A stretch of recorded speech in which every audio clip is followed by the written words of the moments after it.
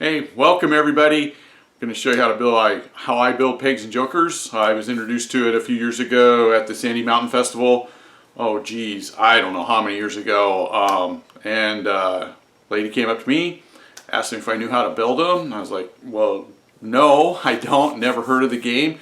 Had no clue what it looked like or anything. So she goes, I'll come back tomorrow and bring my friend set and show you what I want. So she came back and showed me what she wanted, picked out her wood species, and the rest is history. I'm built thousands of sets of these and sold them now. So here we go. I'm going to just run each step through. Everybody should do their own shape or whatever they want to do. The whole structure is basically the same, but you can shape them any way you want. This is just what I do. That's what she wanted, so I've just kept doing what she wanted. So anyway, I'm going to go ahead and run the video. You'll see multiple species getting cut and everything. We just hit and miss and made videos of it. So, and I put it all together, but yeah, it's pretty much step by step. If you've got questions at the end, ask me. I'm more than happy to answer them. So let's get going. Let's build some pegs and jokers. So here I got the planer, and we're going to plane our rough stock down to 3/4 of an inch. And that's where we start at when we're laying out the boards.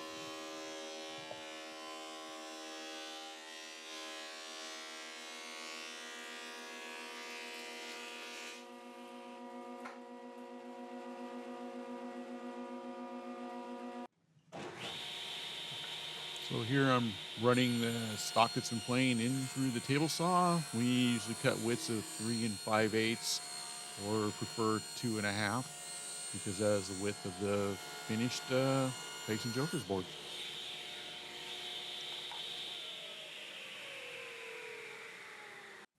All right, we've moved on to laying out the pegs and jokers boards. Here I'm using a clear template so I can see what the wood grain looks like on each board on the top of the board.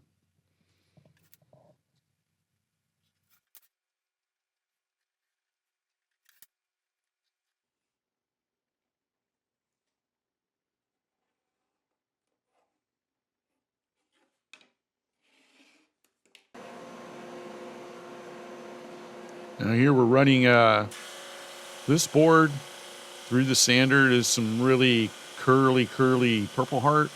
And so if you run it to final thickness on the planer, it'll most of the time chip out and create holes and divots in the wood. So in this case, I am running it through the drum sander.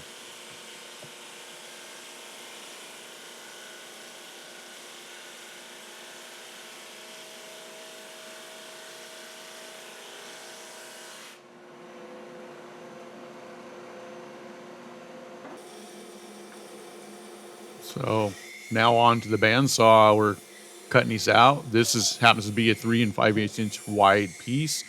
Trying to get maximum yield out of my lumber. So in this case, a 3 5/8 worked. Maybe there was a knot or something in part of the wood, so it was laid out with a 3 5/8 inch wide piece. But when we cut these pieces at the tops of the hill there on the beach board is cut a little thick, and then we come back and run them through the table saw.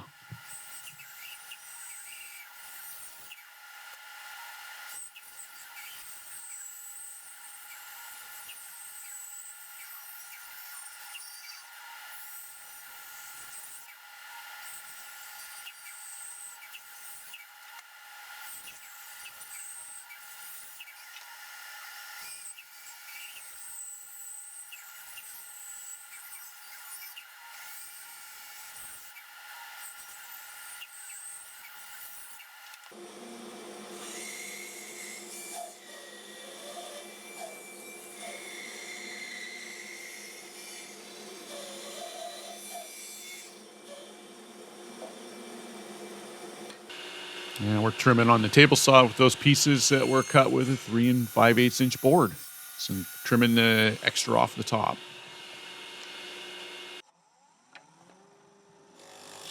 So here I'm creating the pivots on the ends of the board. So when you put a game set together, everything will link together. So right here is a 1-inch Forstner bit. And we just clean out the ends on both ends.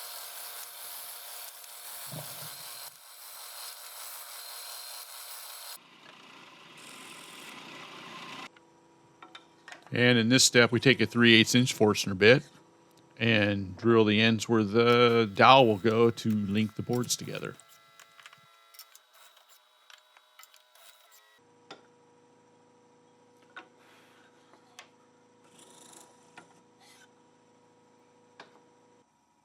So this here, I put a backer board behind it, and we drill through on the long end of the pivot.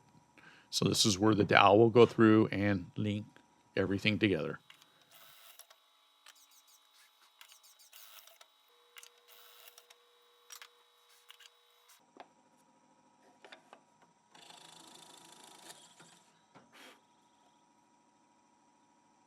So at this point, I've got all these boards cut and all the pivots drilled. So we're ready to move on to the next step. So here I'm laying out a line, so I have reference to know where to chisel. So these boards will be able to rotate in the game setting.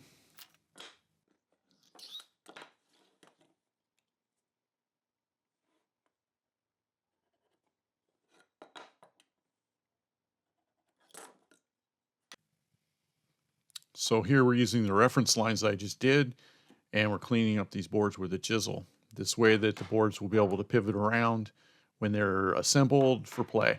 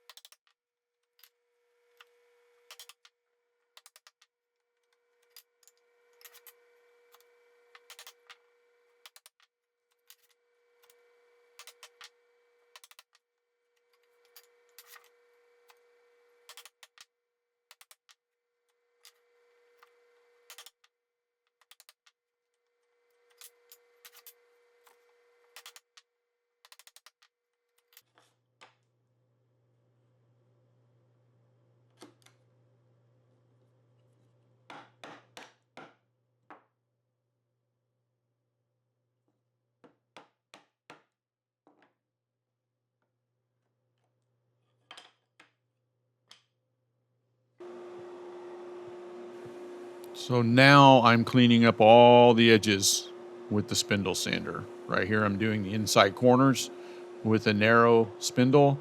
I've already gone around the outside with a bigger drum, but it just cleans up all the edges. I do first, I go 100 grit, and then I go clean them up really nice with 150 grit on the edges.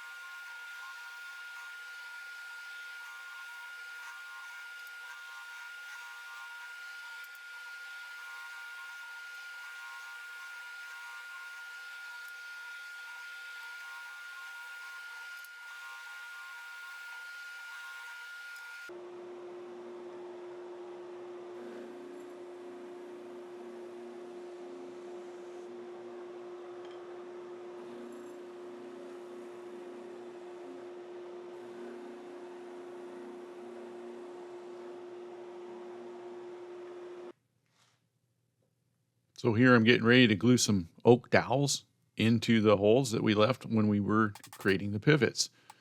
So this will enable the boards to swivel around with the open hole on the other end.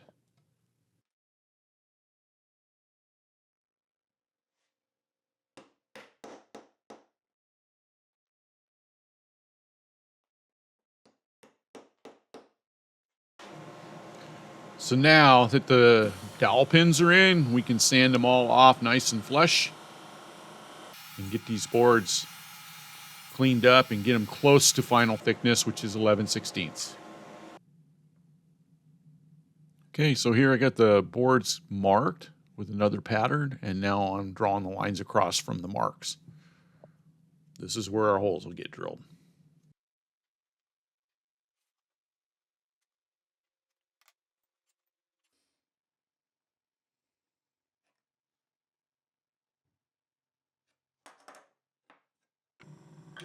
Okay, so the boards are all laid out. Now it's time to drill.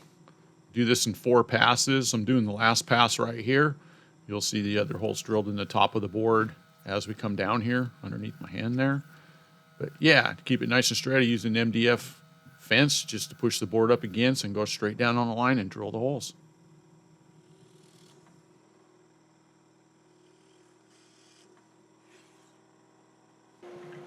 So this is the final passes with the drum sander. We got a 220 grit belt in there, cleaning everything up. I usually do 4 very slight passes so we don't have any little divots or anything. Really nice clean finish on this. So I want everything. This is basically the end. Boards are done. Just need to sand them and finish them.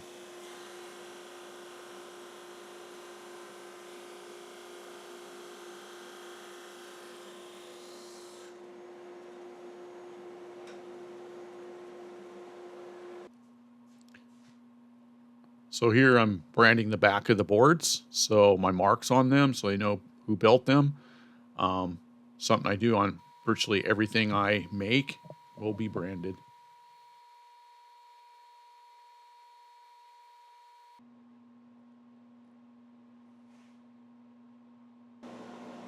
And now that they're branded, we go to sanding them. Every woodworker's favorite thing in the whole world to do is sand everything. So, but anyway, I do this 2-step process, 180 grit, and then go back over at 220. Grit's a really nice surface for the finish.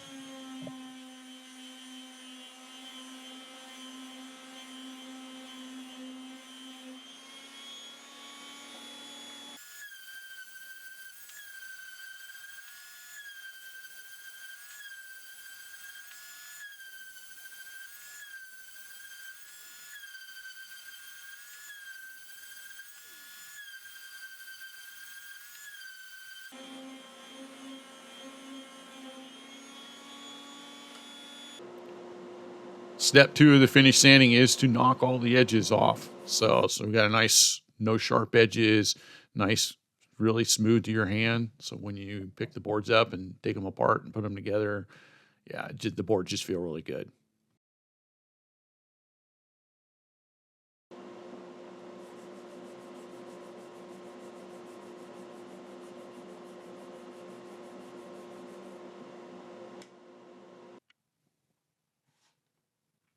So at this point, we're applying finish. I use a tung oil varnish blend.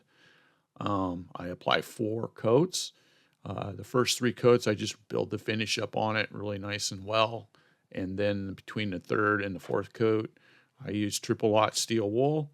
Steel wool all the edges, everything, and blow it off and come back with the 4th coat. So it comes out very, very smooth finish doing it this way.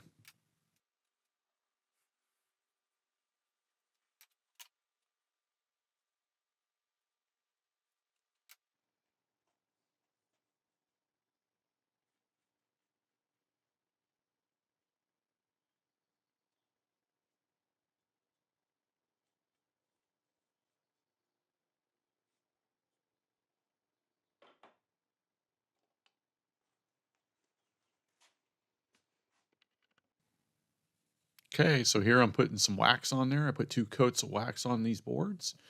Gives them really nice smooth finish and really nice to the touch.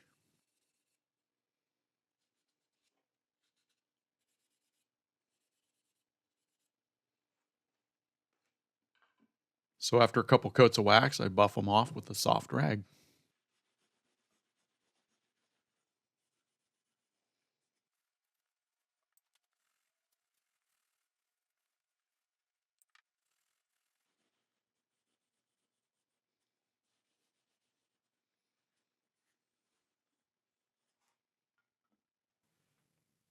So here I'm applying some 3/8 inch felt feet onto the bottom of the boards.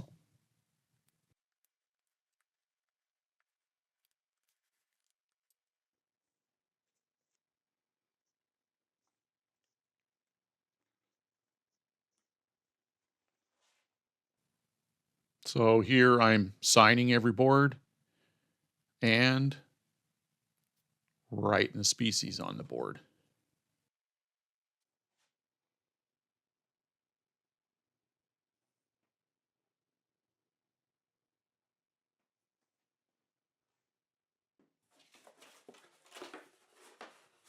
With being a one-man shop, I get to do everything. I'm involved in every process. So here I'm building boxes, putting appropriate labels on them. Each box has a label of what the wood species is, and we put those on the left end.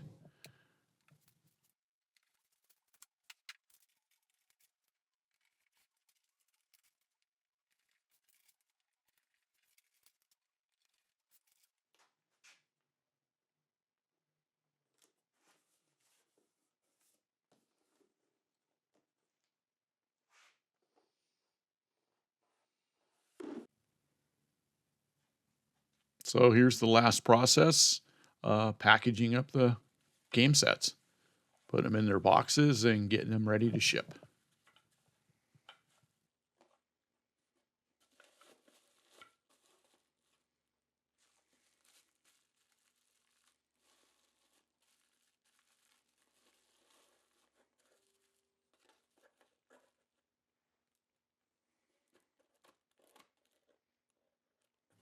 So if you've got any questions or anything, feel free to drop me a question down in the comments. I'm more than happy to answer.